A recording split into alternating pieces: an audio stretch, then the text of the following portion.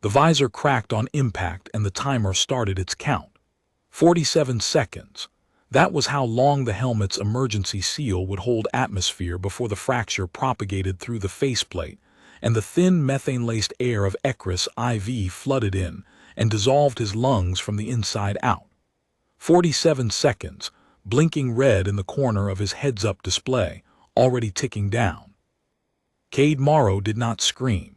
He pressed his left palm flat against the crack, felt the bite of cold composite against the interior of his glove, and scanned the wreckage around him with the calm, specific attention of a man who had been solving broken things his entire adult life. The survey shuttle had carved a trench 200 meters long through pale orange soil. The port engine was gone entirely, sheared off somewhere during the tumbling descent and scattered across the alkaline flats in a trail of blackened debris. The starboard nacelle was lodged in a boulder the color of dried rust, still leaking propellant vapor that caught the early morning light in faint iridescent wisps. Between him and the shattered main fuselage, pieces of the cargo bay lay scattered across the hardpan like the innards of a clock somebody had dropped from orbit. 39 seconds. He found what he needed 12 meters to his left, a roll of hull sealant tape, half crushed under a bent cargo stanchion. He moved. Not running on Ecris IV meant stumbling, and stumbling meant the faceplate hit ground and the crack became a hole and the timer became a eulogy. He walked fast, boots crunching on gravel that looked like dried bone, and pulled the tape free with one hand while the other stayed pressed against the spider-webbed fracture line on the visor. 28 seconds. The tape went on ugly. 3 overlapping strips pressed hard with both palms, the adhesive hissing faintly as it bonded with the composite. It would not hold long. Hull sealant was built for patching cargo containers in shirt-sleeve environments, not the molecularly tuned crystal of a survey helmet's faceplate under pressure differential. But it did not need to hold long. It needed to hold for 47 more seconds. Then the crack would propagate past the tape, the seal would fail, the timer would restart, and he would patch it again. 47 seconds at a time. That was the math of staying alive on Ecris IV. The heads-up display flickered, recalculated, and settled. 47 seconds, red digits steady waiting. Cade let out a breath that fogged the inside of his visor and said to nobody, "Reset." The sun of Ecris was a pale yellow disk squatting low on the eastern horizon, bright enough to wash the landscape in clean, shadowless light, but too distant to warm anything meaningful. The terrain was flat alkaline desert stretching in every direction to a line of low mesas in the east, and a broad, shallow basin of gray mineral deposits to the west. The soil was striated in bands of orange and gray, layered like a geological textbook open to the chapter on lifelessness. Beautiful, in the way that things actively trying to kill you could be beautiful if you had the right sense of humor about it. The air outside the helmet was 9% oxygen, 41% nitrogen, and the rest was a cocktail of methane and hydrogen sulfide that would eat through human lung tissue in approximately 3 unfiltered breaths. The temperature was 11 below 0 Celsius and would drop to 31 below after sunset. The nearest galactic way station was perched on Ecris's second moon, roughly 340,000 kilometers overhead, and at present, on the far side of the planet in its 19-day orbital cycle. His emergency transponder was in the shuttle. Or rather, pieces of it were in the shuttle, and pieces of it were in the trench, and one critical piece, the frequency modulator board, was probably embedded in the boulder that had swallowed his starboard engine nacelle. He would need to build a new transponder, from scratch, from whatever parts he could scavenge from the wreckage, on a planet whose atmosphere wanted to dissolve his respiratory system. Wearing a helmet that gave him 47 seconds of breathable air at a time before requiring manual intervention. Cade walked back to the shuttle's main fuselage. The hull had held together better than he had any right to expect. The structural composite was good stock, a dense carbon silicate layup that Terran's Survey Corps had been standardizing for the past decade, which meant he could cannibalize it for raw material without it splintering into useless shards. He ducked through the torn cargo hatch, stepping over a tangle of cable harness that dangled from the overhead like mechanical intestines, and the first thing he saw was the emergency ration crate, intact, magnetically locked to the deck plating. He popped the lid. 12 days of food and water for one person, packed in vacuum-sealed daily pouches. Standard Terran Survey Corps emergency provisions, designed by committee and tasting like the cardboard they were packaged in. Cade was not going to be sitting still. He did the math. Moonstation orbital period, 19 days, 12 days of rations, 7-day deficit at full consumption. At 2/3 rations, he could stretch the food to 18 days. Water was harder. 500 milliliters per day was already below minimum for physical labor in sub-zero conditions. At 2/3, cognitive function would start degrading around day 10. Hallucinations by day 14. He closed the crate, clicked the magnetic lock, and stood up. "Well," he said, "time to get creative with portions." The timer hit 0. The tape failed with a soft pop. The fracture hissed, a thin whistle of atmosphere escaping through the crack, audible even through the helmet's insulation. He slapped on 3 more strips, pressed hard with both palms, held until the adhesive bit. The display reset, 47 seconds. Outside the cargo hatch, the landscape lay still and indifferent under the pale sun. The crash trench cut through the orange soil like a surgical incision, exposing layers of mineral deposit in cross-section, iron oxide, alkaline silicates, a thin stratum of compressed sulfur that caught the light with a faint yellow shimmer. The air was thin enough that sounds carried strangely. The creak of cooling metal from the shuttle's hull was sharp and close, while the wind across the mesas sounded like something breathing very far away. Cade stood in the hatchway and took stock of his position with the dispassionate clarity of a man who understood that panic was a luxury he could not afford, and emotion was a resource he could not waste. He was alone on a planet with no indigenous life, no breathable atmosphere, no surface water, no rescue infrastructure, and no communication capability. His shelter was a wrecked shuttle with a compromised hull. His life support was a cracked helmet that gave him 47 seconds of air per cycle. His survival supplies would run out before rescue was possible. His only tool kit was whatever he could pull from the wreckage and repurpose. The situation was, by any objective measure, hopeless. Cade had a specific relationship with hopelessness. He had met it at 17, staring at a cracked water pump impeller on a moisture farm on Callisto. Met it at 23, floating in an EVA suit above Mars, watching a cargo vessel's atmosphere vent through a sheared coupling while the replacement sat in a warehouse on Deimos. Met it at 29, stranded behind a gas giant's radiation belt with a drive that would not restart and a hull that was slowly cooking. Each time hopelessness had introduced itself, stated its case, and stood aside while Cade went to work. That was the trick. Not courage, not determination, just acknowledge hopelessness, nod politely, and pick up the nearest tool. The tool was always wrong for the job. The job always got done anyway. He had been an engineer for the Terran Survey Corps for 14 years. Before that, a ship mechanic on the Mars dry docks. Before that, a 17-year-old kid who had fixed the main water pump with a bootlace and a piece of wire because the replacement part was 3 months out, and the crops would have died in 6 weeks, and his mother had said, without drama, "Well, Cade, I suppose you'd better figure something out." That was the thing about humans that the rest of the galaxy never quite understood. You did not wait for the right part. You made the wrong part work. The shuttle's communication array was destroyed, main dish shattered into 3 large fragments and dozens of small ones. Mounting bracket twisted 40 degrees off-axis. The high-gain antenna snapped clean at the base and lying on the ground outside like a fallen flagpole. but the individual subcomponents, the electronic organs inside the mechanical body, were mostly intact.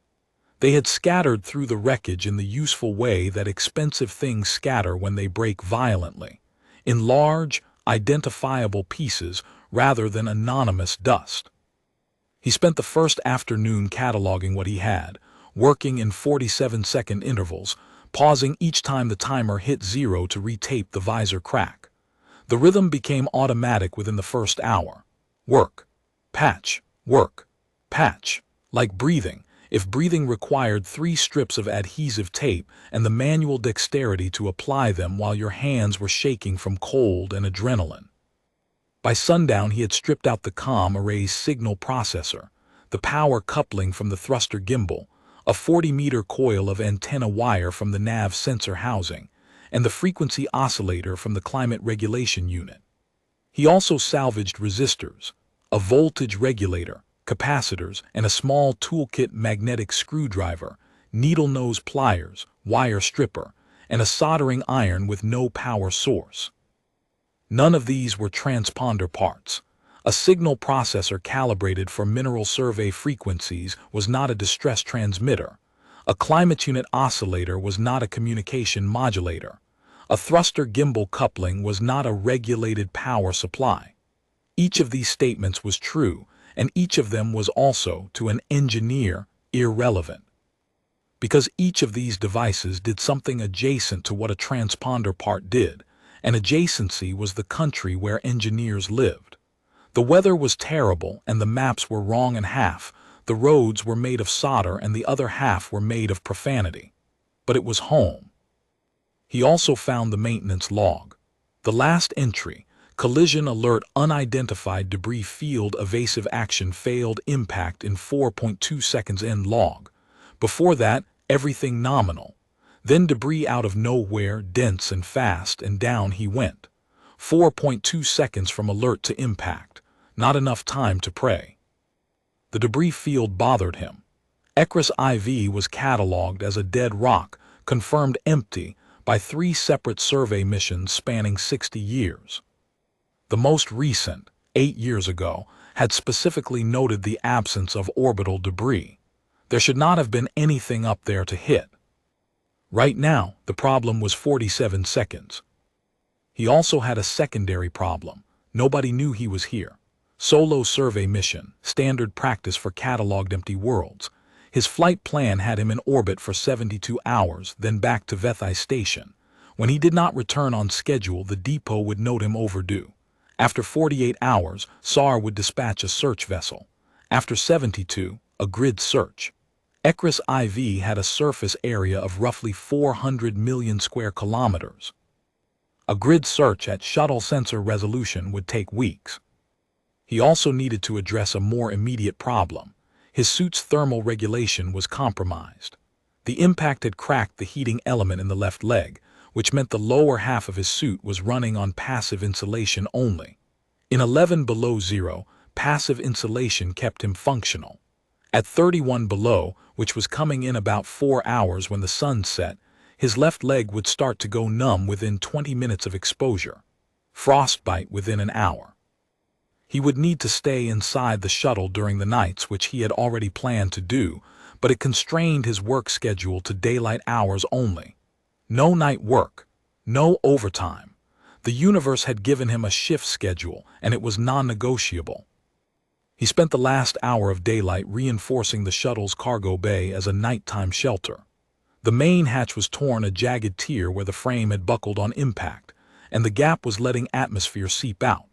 He packed the tier with hull insulation and sealant tape, wedged the hatch shut with cargo straps, then went around the interior pressing his palm against every seam and rivet line, feeling for cold drafts.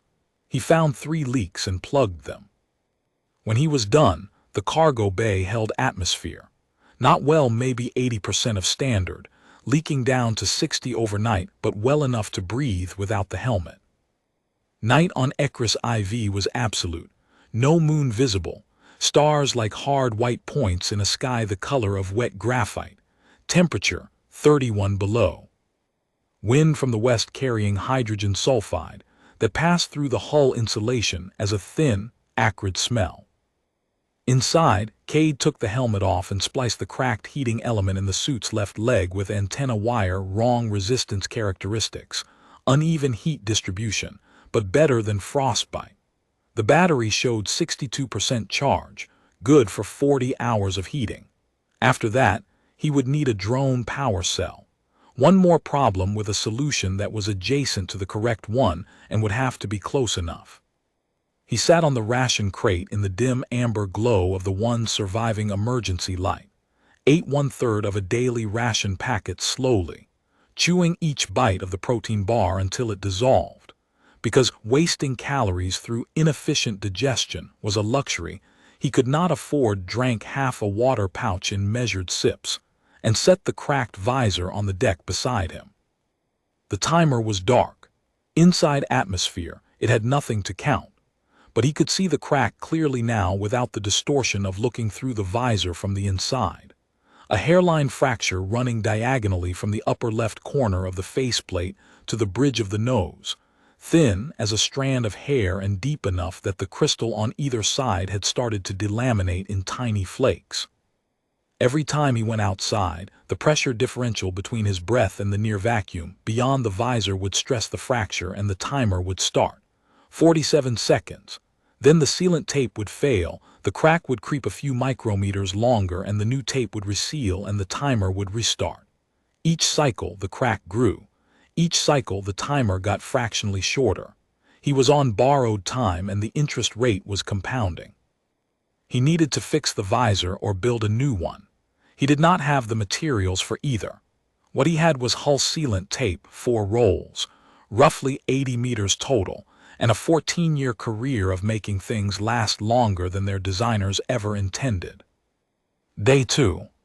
Sunrise on Ecris IV was a pale gold line along the eastern mesas, and the light came fast and clean and cold. Cade suited up, sealed the helmet, watched the timer settle. 45 seconds. 2 seconds shorter than yesterday. The crack was growing. He ran the numbers in his head while chewing half a protein bar that tasted like compressed sawdust. If the degradation was linear and fracture mechanics in crystalline composites were rarely linear, they tended to accelerate as the crack lengthened, and the stress concentration at the tip increased. He would lose roughly 2 seconds per day for the first week, then 3 or 4 per day as the crack reached critical length. By day 10, mid-20s. By day 13, the timer might be in the teens. By day 15, if the acceleration kicked in the way fracture theory predicted, single digits. By day 16 or 17, the crack would be too long for any reasonable tape patch to bridge, and he would be trying to seal a canyon with a bandage while the canyon widened under his fingers. He pushed the arithmetic aside. Worrying about day 17 was a day 17 problem. He might not live to day 17 anyway, given the food situation, which made the visor degradation almost optimistically irrelevant. Today's problem was the transponder. The morning was still, the wind from the night having died with the sunrise, and the alkaline desert stretched flat and bright under a sky the color of thin milk. He could hear his own breathing inside the helmet, steady and deliberate, and the faint tick of the timer's digital display counting down in the corner of his vision. He had already stopped consciously tracking the number. It had become part of the landscape of his awareness, like the weight of the suit on his shoulders or the ache in his lower back from sleeping on a cargo crate. It was just there. It would always be there until he fixed it or it killed him. He laid the salvaged components out on a flat rock near the shuttle's prow, arranging them like surgical instruments. Signal processor from the comm array, functional but calibrated for the shuttle's proprietary survey band, not the galactic distress frequency. Frequency oscillator from the climate unit, the right general frequency range for distress band work, but designed for modulating temperature control signals, not communication signals, and with no amplification capability. Power coupling from the thruster gimbal, plenty of raw power, but unregulated, which meant it would fry every other component in the chain if he connected it without intermediary circuitry. Antenna wire from the nav sensor. Good copper alloy, 40 meters of it, but the gauge was too thick for the impedance characteristics he needed at distress band wavelengths. Each problem was solvable. None of the solutions were clean. All of them required improvisation, and improvisation required tools, and most of his tools were in the section of the cargo bay that was currently a geological feature of the crash trench outside. He started with the antenna wire. He needed thinner gauge to hit the right impedance, so he fed the bare copper through a narrow crack in a buckled bulkhead frame, using the crack as a crude drawing die. Heat the feed point with a spark from the power coupling, pull through, heat again, pull again. The process required both hands, which meant every 45 seconds he had to stop, retape the visor, and resume. He developed a system. Timer hits 15 seconds, set down wire. Timer hits 10, pull 3 pre-cut strips of tape. Timer hits 5, press all 3 over the visor crack in a practice sweep. Timer resets, 45 seconds, pick up wire, heat, pull, repeat. The rhythm was meditative. The universe contracted to 3 things: copper wire, the bulkhead crack, and the red digits counting down in the corner of his vision. Everything else fell away. There was only the work and the timer and the 45 seconds between each patch. By midday, he had 30 meters of antenna wire drawn to approximately the correct gauge. His gloves were scored with copper streaks. The tape on his visor was 4 layers thick in places. He was threading the drawn wire through the signal processor's input terminal when the sound hit him. A low harmonic buzz that he felt before he heard it, vibrating through the soles of his boots and into the bones of his ankles and up through his knees into his pelvis. A mechanical sound, resonant, steady, coming from the east. He looked up. 3 shapes descending from the pale sky, backlit by the sun, moving in a precise triangular formation with the spacing and uniformity that only machines maintained. They were not large, each roughly the size of a standard cargo pallet, flat and angular, with articulated limbs folded beneath their bodies and sensor arrays studding their upper surfaces. The sensors caught the morning light like polished obsidian eyes, each one tracking independently, scanning the terrain below as the drones descended. Salvage drones. Kethrin hegemony autonomous units, the kind deployed to strip derelict vessels. Cade had seen their work on the Mars dry dock salvage, arriving in perfectly categorized containers, every bolt sorted by alloy, every wire coiled by gauge. The Kethrin economic philosophy was simple. If a vessel stopped moving under its own power, it was salvage. If it was salvage, it was material. If it was material, it belonged to the entity processing it. 11,400 material categories, and every physical object in the universe fit into exactly one. The debris field, that was where it had come from. These drones had been working a derelict in orbit, and his shuttle had blundered through their unsorted debris trail. Their cast-off junk had knocked him out of the sky. Now they were descending to process the new wreckage. The first drone landed 40 meters from the shuttle, its sensor dome rotating in a precise arc cataloging wreckage. The second held position at 50 meters altitude. The third dropped directly onto the shuttle's dorsal hull and extended a cutting arm. A thin beam of focused energy began scoring the composite with surgical precision. The cut was perfectly straight. The depth was perfectly uniform. The drone was not vandalizing. It was filing. Cade walked toward the hull cutter. He climbed onto the fuselage, planted himself in front of the cutting beam's path, looked directly into the drone's sensor dome, and spoke in a clear, controlled voice. "This vessel is occupied. Terran Survey Corps, registry number TSC 4417. Active crew present. I invoke standard salvage exclusion protocol. Stand down." The drone's sensor dome tilted 12 degrees. Its cutting arm retracted 2 centimeters. A scanning beam, different frequency, warmer color swept over Cade's suit transponder, reading the registry tag embedded in his suit's chest panel. Then the cutting arm extended, and resumed its work. The orange line advanced across the hull panel. He remembered a salvage law seminar, the instructor shouting the only time she had raised her voice in 3 hours. Kethrin drones operate on rigid logic trees. Active crew plus valid registry plus occupied vessel EQUALS mandatory stand down. It is automatic. It was not standing down, which meant the Kethrin had revised their protocols to exclude species they considered beneath their technological notice. The Kethrin had never been impressed by humans. They found human engineering philosophically offensive, too many multi-purpose tools, too much tolerance for imprecision. A proper tool, in Kethrin thinking, had one purpose, performed it to exact specification, and was recycled when that purpose was fulfilled. The timer hit 0, Cade retaped, 45 seconds. Right, he said, watching the cutting beam advance. The hard way, then. He could not fight the drones. They were built to disassemble warships. He could not outrun them. He could not call for help. But he had spent 6 hours the previous day studying salvaged electronics, and in those 6 hours his brain had been doing what engineer brains always do when left alone with a problem, turning it over, examining the edges, looking for the crack. Not the crack in his visor, the crack in the system. Kethrin's salvage drones operated on classification logic. Every object scanned, assigned to exactly one of their 11,400 material categories and processed accordingly.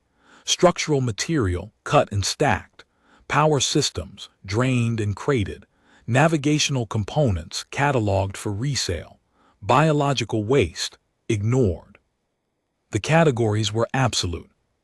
If a scanned object legitimately belonged to 2 categories simultaneously, not unclear which one, but genuinely, defensibly, both, the drone would attempt reclassification. If resolution failed, it would flag the object for operator review and enter a wait state. And there were no Kethrin operators within light years of Ekris IV. Cade felt the idea lock into place like a bolt seating in a thread, the clean, precise sensation of a solution finding its problem. The idea was simple.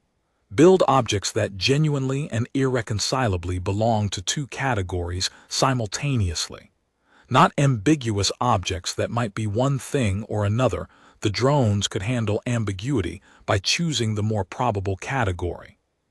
Genuinely dual category objects, where both classifications were simultaneously and defensibly correct, and no amount of reclassification could reduce them to one. He climbed down from the hull and went to work. He removed the shuttle's emergency beacon housing from its mounting bracket, a navigational component, category 7241 in the Kethrin system.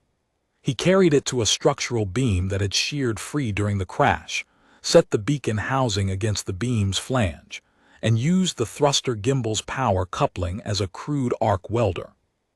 Raw current jumped from the coupling's exposed terminal to the junction point, and the 2 pieces fused in a shower of white sparks that hissed and popped in the thin atmosphere. The weld was ugly, a lumpy bead of mixed alloy that any Kethrin inspector would have categorized as a manufacturing defect, but it was structurally sound, and more importantly, it was real. The beacon housing was now physically integrated into the structural beam. It was simultaneously navigational component and structural material. 2 categories, no possible single resolution. The ground-scanning drone abandoned its survey pattern and approached the hybrid object. Its dome swept over the fused assembly twice, 3 times. Classification attempt, navigational component, structural material. The weld was genuine, not a clamp, not a fastener, but a metallurgical bond. The beacon's navigational circuitry was intact and connected to the structural beam's conductive matrix.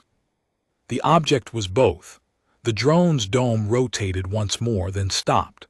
Its limbs locked. Its processing light, a small amber indicator on the ventral surface, began blinking in an irregular pattern. Flagged, waiting for operator resolution. Frozen. 1 down.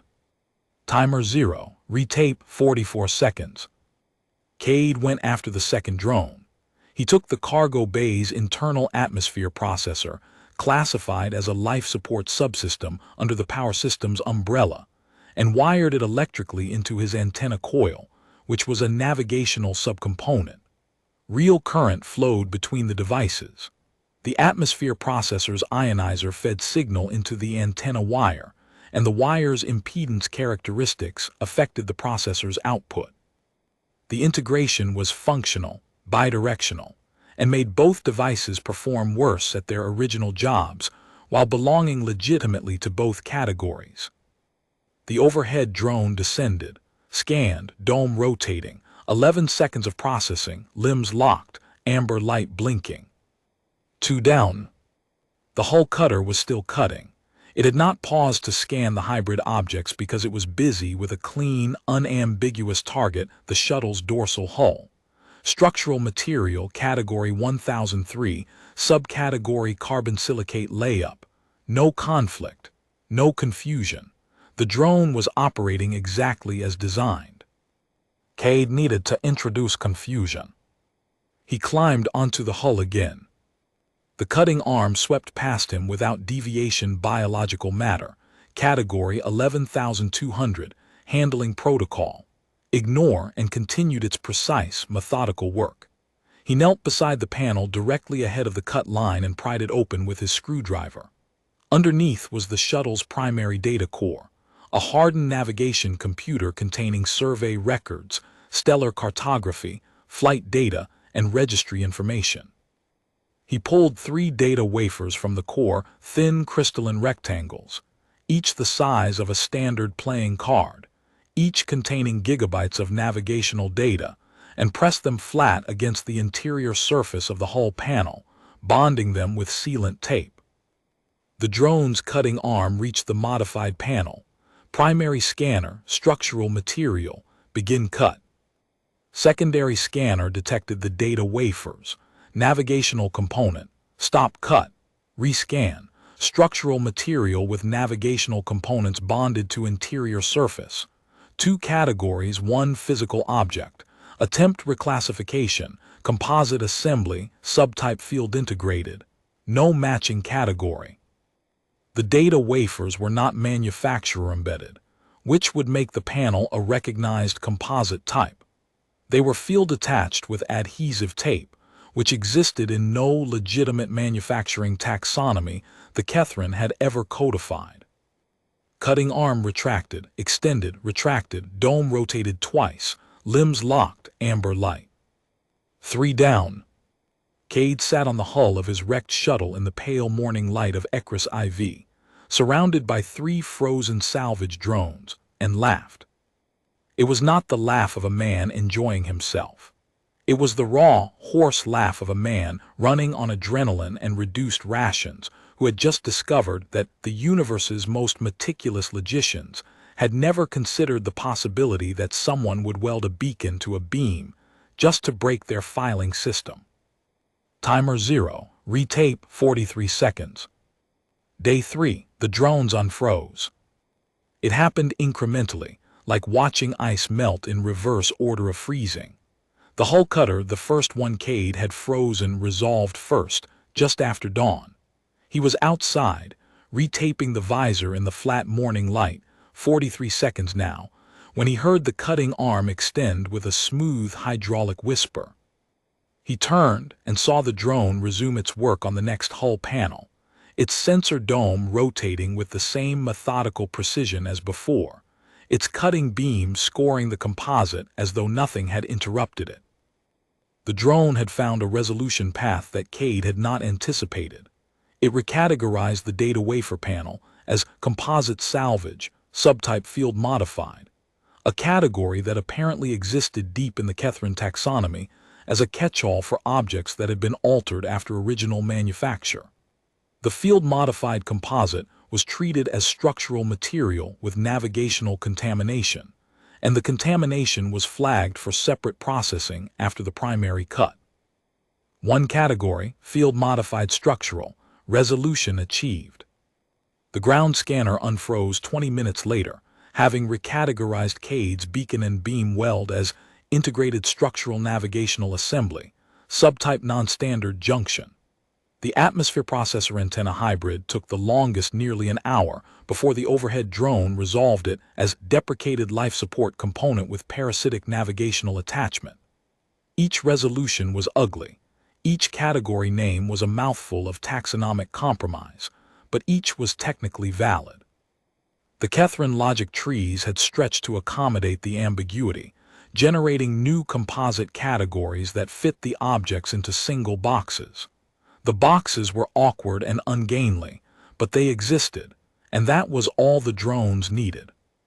The Kethrin built adaptive systems. The logic trees were iterative classifiers that expanded their resolution pathways with each new encounter. They learned.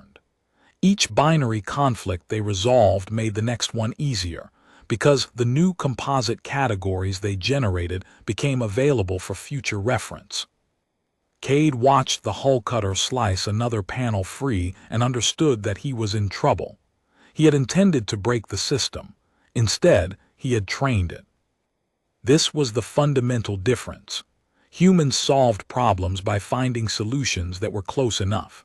Kethrin solved problems by expanding their classification system until the problem fit. But the Kethrin approach required that every problem be reducible to a single category. If a problem was genuinely irreducible, if it was, by its nature, more than one thing at the same time, the system failed. Humans understood this instinctively. A bootlace was a fastener and a structural member and a repair material. A hull plate was structural material and a cutting tool and a grinding surface and a pry bar. Humans lived comfortably in the space between categories, using objects for purposes their designers had never imagined, because human thinking did not require that an object be only one thing. The Kethrin could not do this, and that was the crack Cade had been looking for. He had won round one. The drones had adapted and won round two. In an escalation contest between a man with sealant tape and machines with adaptive logic trees, the machines had the structural advantage. They did not get tired. They did not get hungry. But they did have a fundamental limitation. The drones resolved two-category conflicts by generating composite categories pairwise operations. 2 inputs, 1 output. Tractable. He thought about it while retaping the visor 42 seconds now. What if the number of categories was not 2? What if it was 3? 3 categories could not be resolved by pairwise comparison.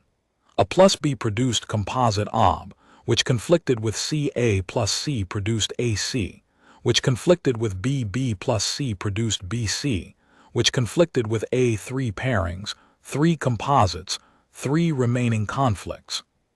The resolution tree would loop, no exit condition, permanent oscillation. A human mind could look at 3 simultaneous categories and say, it's all 3 and move on. A Kethrin logic tree could not. He pulled the shuttle's maintenance log data recorder from the wreckage. A small black box, ruggedized, built to survive forces that turned everything around it to scrap. He held it in both hands and thought about what it contained. Flight data and navigation records, navigational component. Crew vital signs and cabin atmosphere logs, life support record, hull stress analysis and structural integrity history, structural monitoring archive. 3 categories, simultaneously, each classification supported by legitimate, functional data stored in the same physical device. He placed the recorder on the flat rock, wired it to the atmosphere processor antenna hybrid from day 2, and set the entire assembly on a stripped hull panel. 1 integrated object. 3 simultaneous, legitimate, irreconcilable material classifications. The hull cutter paused its work and descended to scan. Dome rotating, once, twice, 3 times, 4, 5, 6, classification attempt, navigational, but also life support, but also structural, 3-way intersection. The binary resolution algorithm required pairwise comparison. Pick 2, resolve, compare result to the third. But which 2 first? 3 possible pairings. Each pairing produced a different composite category. Each composite conflicted with the remaining single category. The resolution tree branched into a loop with no exit condition. The drone's dome stopped rotating. Its limbs locked with a sharp mechanical click. The amber processing light did not blink. It went solid, continuous. The drone had not flagged the object for review, it had entered hardlock. Its logic architecture had encountered a paradox with no resolution path, and unlike the two-category conflicts, there was no adaptive pathway to escape it. Ternary ambiguity broke the fundamental architecture. Cade built two more ternary objects that afternoon. One combined a water recycler cartridge, life support, a gyroscope from the inertial navigation unit, navigational, and a section of landing gear strut, structural. The other merged a medical diagnostic scanner from the first aid kit, biological life support, the shuttle's master clock crystal, navigational chronometric, and a heat-shielding tile from the engine cowling, structural thermal. By sunset, all three drones were in hardlock. Their amber lights glowed steady and unblinking in the fading light, three small amber stars at ground level, marking the spots where perfect logic had met an engineer with tape and time and nothing to lose. Night 3. He sat in the sealed cargo bay, eating 2/3 of a daily ration, drinking a carefully measured 300 milliliters of water, and staring at the crack in the visor by the amber glow of the emergency light. The crack had reached the temple seam. Tomorrow, when he suited up, the timer might drop 4 seconds instead of 2 as the fracture dynamics changed at the seam junction. The day after, it might drop 6. The seam was a stress concentrator. Every engineer who had ever studied materials science knew that cracks accelerated through stress concentrators the way water accelerated through a narrowing channel. Once the crack was through the seam, it would propagate across the right side of the faceplate at a rate that sealant tape could not match. He needed to fix the visor. He needed to replace the damaged section with something that could hold pressure independently of the cracked crystal.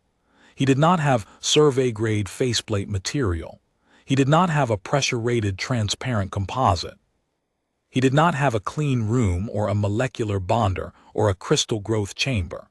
What he had was 3 frozen drones full of Kethrin-manufactured components, and the stubborn, irrational conviction that somewhere inside those machines was a piece of the wrong material that could be made to do the right job. He spent days 4 through 7 on the visor. The frozen drones were not just obstacles he had neutralized. They were parts bins. High-grade Kethrin-manufactured parts bins, standing motionless in the orange soil, waiting to be stripped by the first person desperate enough to try. He opened the second drone on day 4, using a hull plate edge as a pry bar. The carapace was built in layers: ablative reentry skin, structural alloy framing, inner pressure shell. He peeled them back one at a time, working carefully, because the components inside were the best engineering he was likely to find within several light years. Inside, the drone was a marvel of systematic design. Every component labeled with a Kethrin category tag etched into its housing. Every fastener identical, same alloy, same thread pitch, same head geometry, because the Kethrin saw no reason to use 17 different fastener types when one, designed to perfection, would serve all purposes. He found power cells with 5 times the charge density of his shuttle's best batteries, cutting lasers with adjustable focal length, sensor arrays spanning deep infrared through ultraviolet, and nested behind 3 layers of electromagnetic shielding, a pressurized maintenance compartment, no bigger than a bread loaf, sealed with a transparent composite viewport, a small curved window of Kethrin optical-grade crystal, roughly 8 centimeters by 12, rated for pressure differentials up to 2 full standard atmospheres. Cade stared at the viewport. The viewport stared back, its surface catching the daylight in a faint amber shimmer. He held it up next to the cracked section of his visor. The viewport was smaller, roughly 60% of the faceplate's surface area. The curvature was wrong by about 15 degrees. The mounting geometry did not match. The composite had a faint amber tint that would shift the color temperature of everything viewed through it toward golden hour warmth. But it was rated for pressure, and the rest was just engineering.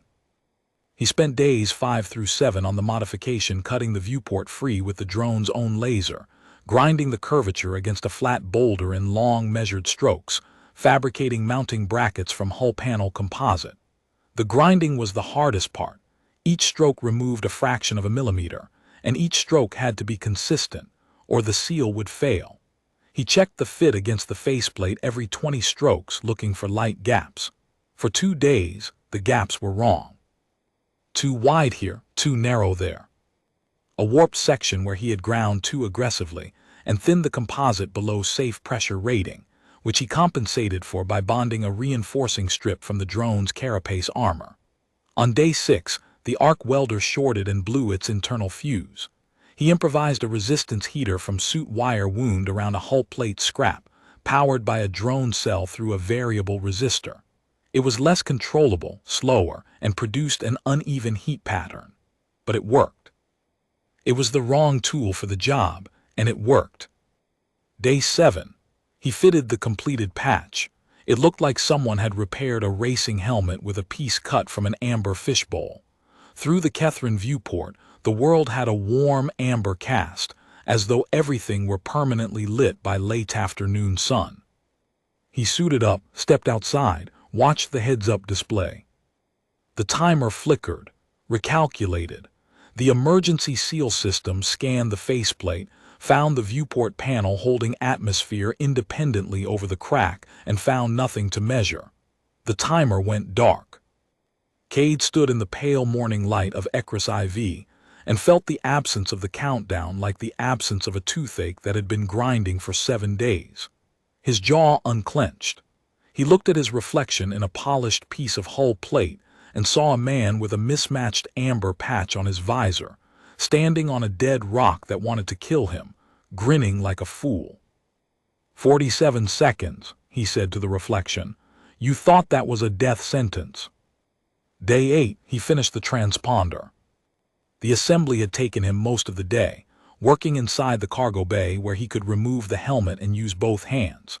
The signal processor provided the carrier wave, repurposed from mineral survey frequencies to the galactic distress band through a frequency shift circuit built from the climate unit's oscillator and Kethrin resistors scavenged from the second drone sensor calibration board.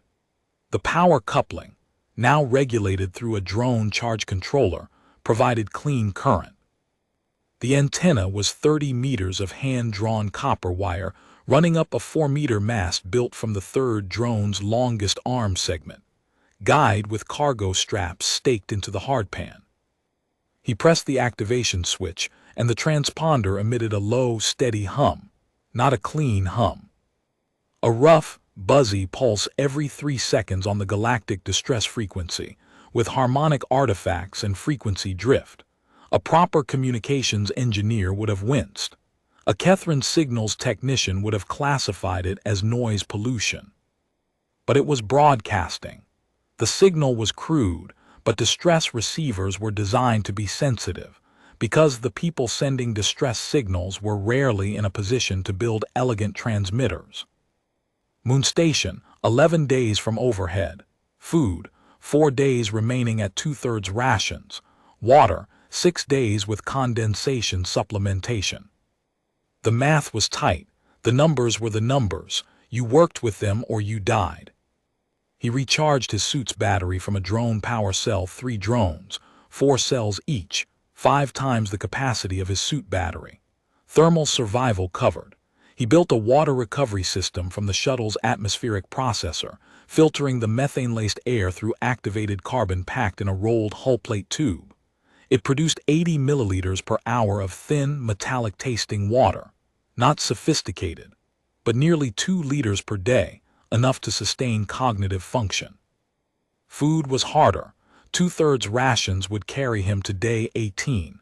The moon station would be overhead on day 19. 1 day without food was survivable. 3 was dangerous. He ate his ration, drank water from the recovery system, and went to sleep. Day 10. He was reinforcing the antenna mast's guy wires when the third drone's sensor dome twitched. A few degrees left, then back. The drone was still in hard lock, limbs rigid, amber light solid, but its communication subsystem, a separate circuit board, independently powered by a backup capacitor, was active. It was transmitting. Cade knelt beside it and tuned the diagnostic display to the transmission frequency. The signal decoded as a Kethrin status report. Unit 3 status. Classification paradox resolution. None operator assistance required location. EKRISIV surface repeating. It was calling for help. Somewhere in the relay network, something might be listening. A Kethrin response team would come to reset the drones. They would find Cade, his wreckage, his jury-rigged transponder. They would classify the entire site as contested salvage, impound everything including his survival supplies, and leave him standing in the methane wind while they filed a resolution claim that would take 6 standard months to process. Unless he made leaving him more expensive than taking him. He modified the transponder. It took most of a day, cracking the third drone's encrypted data core to extract the exact frequency, modulation scheme, and packet structure of the Kethrin salvage coordination band. The encryption was designed to prevent corporate espionage, not to stop a stranded engineer from reading machine language status reports, and the encryption key was stored locally on a processor board that was accessible because the drone was in hard lock and the tamper detection circuit had no power. He encoded his distress signal inside a Kethrin format status report using the drone's own protocols and authentication headers. The message read, Unit 3 Addendum Biological Occupant Detected Species, Terran Registry, TSC 4417 Status, Alive Classification, Occupied Vessel WAYSTATION Authority Notification, Pending. The last line was a bluff. He had no way to contact the Waystation Authority from ECRIS IV. But the Kethrin were logical enough to calculate that the cost of ignoring a flagged authority notification exceeded the cost of one pickup. He pressed the toggle. The transponder hummed on the new frequency, piggybacking on the drone's authentication headers to appear as a legitimate status addendum. To any Kethrin relay, it would look like Unit 3 itself was reporting a biological occupant, and a drone-originated report carried more credibility than a human transmission. The Kethrin trusted their machines. Cade was counting on that trust. Day 11 brought a dust storm. A wall of orange-gray particulate rolled in from the western basin, turned the sky opaque, and dropped visibility to 3 meters. The antenna mast swayed. One guy wire snapped. The transponder's signal sputtered as the mast tilted 15 degrees off vertical. Cade went outside. The dust was a solid presence, pressing against his visor, hissing across the amber patch with a sound like static. He restaked the broken guy wire using a hull plate stake hammered into the hardpan with the flat of his screwdriver, straightened the mast by hand, and held it steady against the wind while the replacement stake bit into the soil. 40 minutes in -22.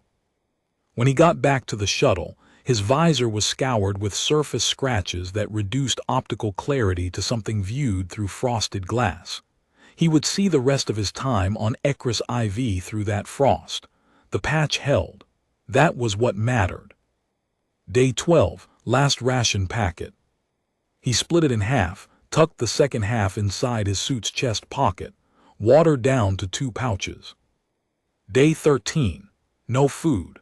1 water pouch, rationed to sips.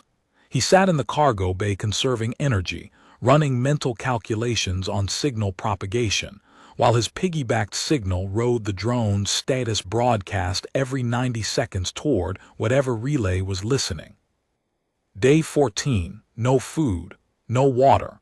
He scraped condensation from the inside of the amber patch and licked it from his glove, maybe 40 milliliters over the day, enough to keep his kidneys from shutting down, not enough to stop his hands from shaking.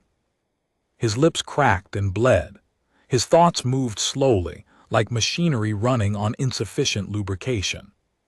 But the visor patch held, and the transponder hummed, and the drones stood frozen in the orange soil like monuments to the limits of perfect logic. And Cade Morrow waited with the patient, hollow endurance of a man who had bet everything on a bluff and could not afford to flinch. Day 15, the ship.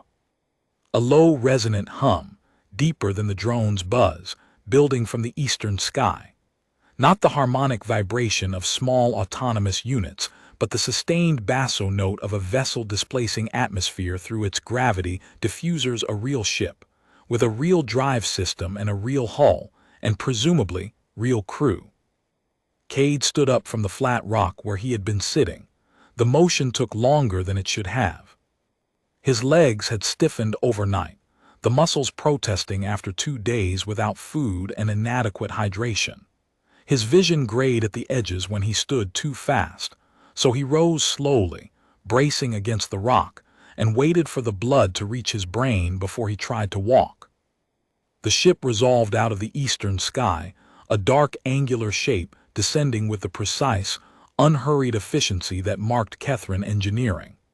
A maintenance corvette, roughly 60 meters long, flat-bodied, its hull surfaces classification tagged even on the exterior category codes stenciled in Kethrin script, identifying every panel and access port. It settled onto the desert floor 300 meters from the shuttle, raising a plume of alkaline dust, and its cargo ramp lowered with the hydraulic whisper of perfectly maintained machinery. Cade walked toward it. His suit stank of 15 days of fear and adhesive fumes, an unwashed human body running on condensation and willpower, and his lips were cracked and his hands shook at rest. But he walked toward that ramp with the calm, forward motion of a man who had a job to do and intended to do it. The first Kethrin operator appeared on the ramp, tall, narrow-built, with smooth gray skin over a cartilaginous frame. 3-lensed eyes regarded Cade with the neutral attention of a classification system, encountering a new data point. Cade Morrow, Terran Survey Corps, Registry TSC 4417, occupant of a registered vessel on the surface. Distress signal transmitted under way station authority protocols. I request transport to the nearest way station. The operator looked at him, then at the 3 frozen drones, then at the shuttle, half disassembled, its hull panels rearranged into a workspace littered with hybrid objects and drone components, then at the transponder mast, cobbled from a drone arm, broadcasting Kethrin protocols on a Kethrin frequency. 3 lenses contracted simultaneously. Suspicion, recalculation. You disabled 3 autonomous salvage units. They were dismantling my occupied vessel. They were performing lawful salvage on an inactive wreck. A wreck with a living crew member standing in it is not inactive. It is occupied. The operator looked at the drones. The units report ternary classification paradox. 3 simultaneous material categories. No resolution path exists in their processing architecture. I'm aware I built the paradox. 3 lenses contracted further. You deliberately constructed objects with irreconcilable classification properties to induce architectural failure in autonomous equipment. I defended my vessel. The operator's mouthparts worked the Kethrin equivalent of chewing on something that tasted wrong. That is not addressed by our operational protocols. I know. I'm also aware that you received my distress on your salvage coordination band, formatted in your protocols, with a way station authority notification flag. You know and I know the notification hasn't been formally transmitted, but you also know that leaving a registered crew member stranded after receiving a flagged distress on your own operational network creates an audit liability. Your salvage license in this sector is worth more than 1 wrecked survey shuttle. 11 seconds of silence, an eternity for a species that processed decisions in fractions of a second. The operator was not thinking, it was reclassifying, running Cade through every category it had, and finding that no single one resolved. A second Kethrin appeared on the ramp, shorter, broader, with a fourth lens mounted on its forehead that marked it as a senior classification technician. It walked to the nearest frozen drone, knelt, and examined the ternary object. Its four lenses cycled through focal lengths in what Cade recognized as deep classification analysis, trying to resolve manually what the machines could not. 30 seconds. The technician stood, mouthparts working in the slow, deliberate chewing pattern of a Kethrin encountering something it could not categorize. It walked back to the ramp and spoke to the first operator. The first operator turned to Cade. The classification technician confirms that the objects you constructed are genuinely irreconcilable within our current taxonomy. This is the first recorded instance of a ternary classification paradox introduced by external agency. I'll put that on my resume, Cade said. Neither Kethrin reacted. Humor was not a recognized category. You will board, transport to Ekris Way Station. Registry claim filed. Salvage loss report filed. Resolution through established channels. Thank you. He walked back to the shuttle and retrieved the cracked helmet with its amber viewport patch. The first operator watched him carry it up the ramp. That is a damaged helmet, modified with a maintenance compartment viewport from one of our salvage units. It is. You appropriated a component from our equipment for personal life support. I used available materials to sustain the life of a registered crew member in a survival scenario. Waystation Authority Occupied Vessel Provisions, Section 12, Subsection 4. Necessary appropriation of non-sovereign materials for preservation of registered life. He had invented the citation on the spot, constructing it from the kind of bureaucratic language that sounded right, because it followed the grammar of every regulatory document he had ever been forced to read during 14 years with the Survey Corps. The Kethrin would file the claim, process the citation through their legal taxonomy, and verify it later. By the time they discovered that Section 12, Subsection 4 did not exist, Cade would be on the way station, drinking reconstituted coffee that tasted like engine coolant and being thoroughly, beautifully, alive. The first operator's mouthparts worked. The classification technician's four lenses cycled through focal lengths, 11 seconds of shared Kethrin silence. Board. The Corvette's interior was labeled and classified, every surface tagged in Kethrin script, every storage compartment marked with material category codes. Cade found a cargo seat, sat, placed the helmet on his lap. The amber patch caught the interior light. Through it, the Kethrin script on the opposite wall looked warm, golden, almost welcoming. The ramp closed. The Corvette lifted on silent drives, just a faint vibration through the cargo seat. Through the port viewport, Ekris IV fell away. The orange desert, the crash trench like a scratch on the pale soil. The three frozen drones standing in the morning light with their amber indicators burning steady, three unblinking amber stars on the surface of a dead world. They would stand there until a Kethrin logic reset team arrived with manual override codes. Weeks. Months. Machines that perfectly logical had no mechanism for impatience, and they would wait with the same systematic patience they had brought to every other task. The operator's voice came over the internal comm, flat, clinical, stripped of inflection. Human. Yes. Our classification system contains 11,400 material categories. It has been in continuous operation for 912 standard years across 417 star systems. No registered species has ever introduced an object that resolves to 0 valid categories. Cade opened one eye. Is that a compliment? 14 seconds of silence. It is a data point. We will update our taxonomy. You're welcome. 6 more seconds of silence. Then the comm clicked off. Cade closed the eye. He wondered what category they would eventually assign to him.